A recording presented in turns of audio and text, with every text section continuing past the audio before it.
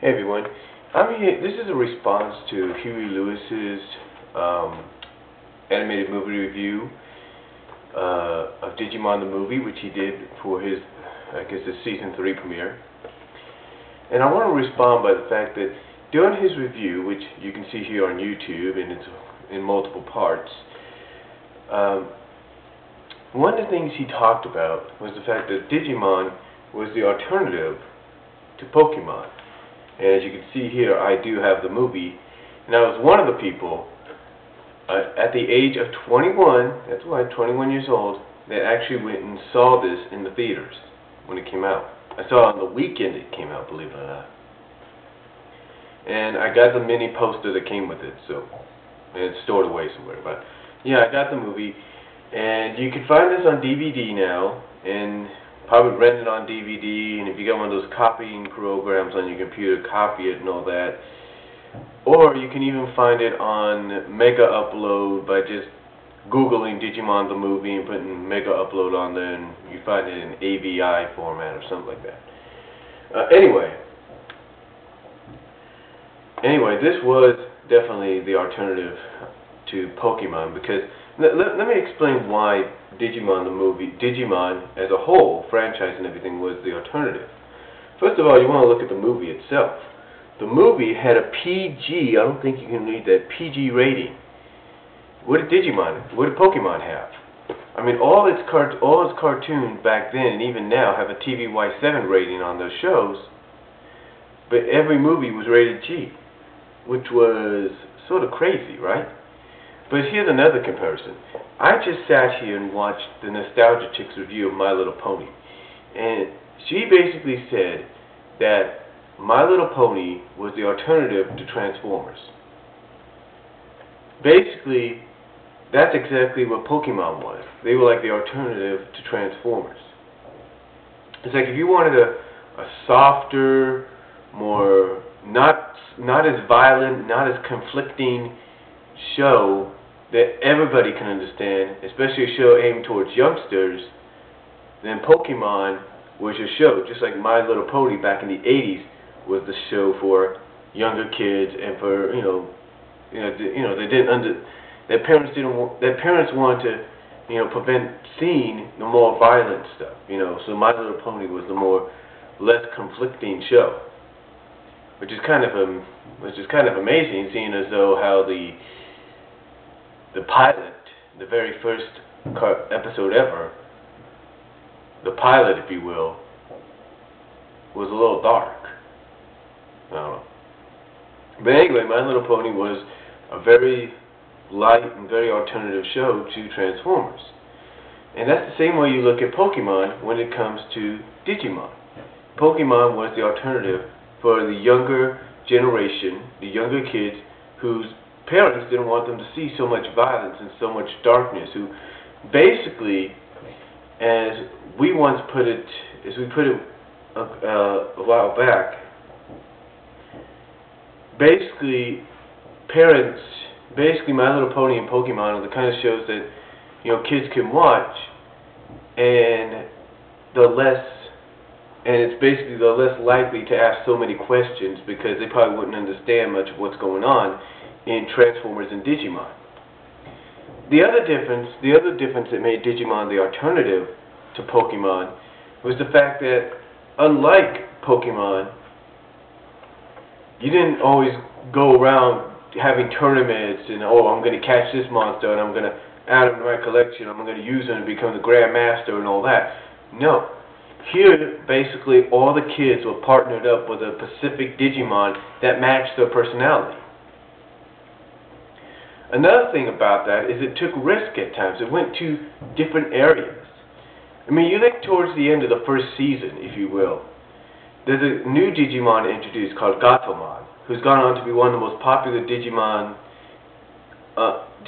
in the fan base. And she's conflicted because she doesn't know what's right and what's wrong. I mean, if I remember right, she's drawn towards Kari, and she doesn't know why she has to be drawn towards Kari, or why she has to protect her at times, until she finds out from a friend who gets killed That's right, a wizard Digimon who gets killed by Myotismon. That she was originally supposed to be part of the Digidestined. She was supposed to be Kari's Digimon, but since Kari wasn't in position at the time that her brother and his friends were, she never had the chance to catch up to Gatomon, and that left Gatomon open to Myotismon's influence. So basically Gatomon finally realizes the truth behind who she really is and what her true purpose is, and finds out that she can actually digivolve into, believe it or not, Angel Woman, which is weird. Which is basically the alternative to Patomon's Angelmon, so go figure.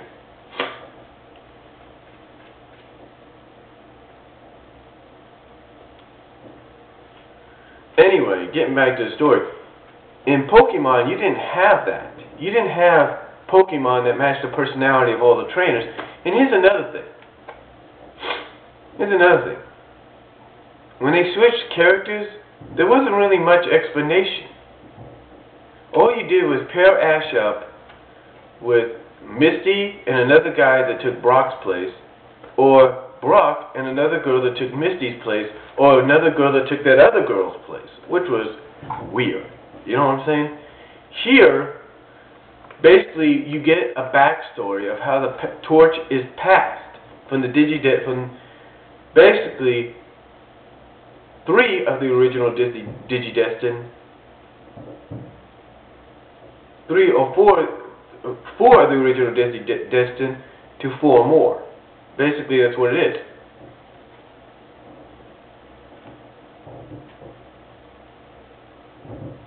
For 8 more. Like these characters here, at the bottom of this cover, that's what I mean. The torch was passed to them. At least you got a backstory on that. Everywhere else, it's like, okay, no problem.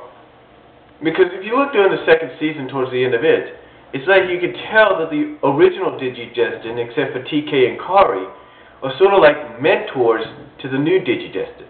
They're like mentors. They're like, okay, this is what you guys do. TK, Ty, for example, actually gives Davis his goggles. So he could be, like, he's passing the torch of being leader to Davis.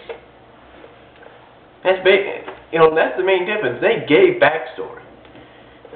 Have we seen a Pokemon series yet where Ash has passed the torch on to someone else and we don't have to see him anymore? No, he hasn't.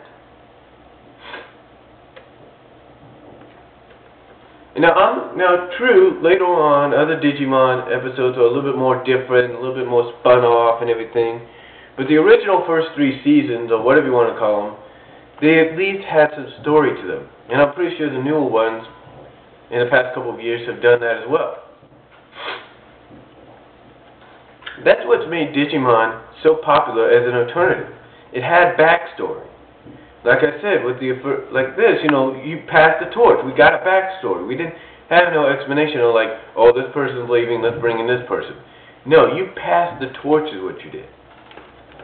And that's what made it good. Another thing that made it good is that unlike the Pokemon, who just said their names and very rarely talked,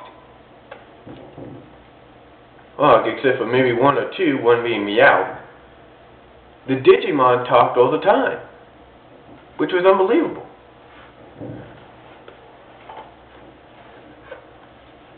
And when they would evolve, they're not like evolving into a different form and all that. They're evolving into a form that kicks ass, basically. And again, it's not like, it's not like Davis versus Ty. It's Agumon or War Greymon versus Flameomon or whatever. It's not that. What it is anytime they digivolve or warp digivolve or armor digivolve or whatever you want to call it, or DNA digivolve, which was a risk right there sometimes, it's because they have to fight an enemy.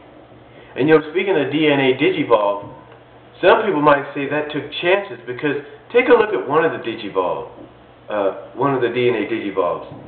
Yoli and Kari's Digimon, Gatomon and Hawkmon, when they would Digivolve together, they became, I can't even think of the name right now, but basically that took a risk because Gatomon was a female Digimon, right? Gatomon's a female Digimon. Hawkmon, or whatever his armored Digivolve name is, Hawkmon is a boy. So go figure. Excuse me for a second. And I'll be right back.